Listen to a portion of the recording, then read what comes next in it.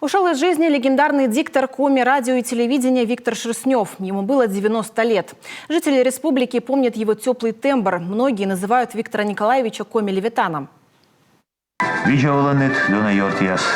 Здравствуйте, уважаемые товарищи. Первый диктор Сыктывкарской студии телевидения, первый ведущий информационной программы «Панорама Республики». Профессиональную карьеру в телевизионной журналистике начал в Кирове. В 1964 году узнал, что в Сыктывкаре открывается телевизионная станция, и приехал в столицу Коми. Виктор Шерстнев одновременно работал спортивным комментатором на радио. Принимал участие в создании телевизионной летописи «Годы великих свершений», посвященной 50-летию государственности Республики Коми. Выступал в качестве спортивного комментатора соревнований республиканского и российского уровня.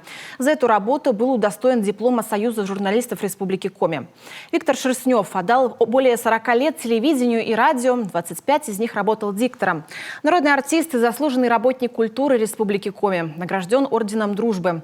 Трудовую деятельность завершил в июле 2004 года. В фондах республиканского радио и телевидения десятки записей литературных передач и телевизионных фильмов, озвученных Виктором Шерстневым. 20 из них были приняты в обменный фонд Центрального ТВ.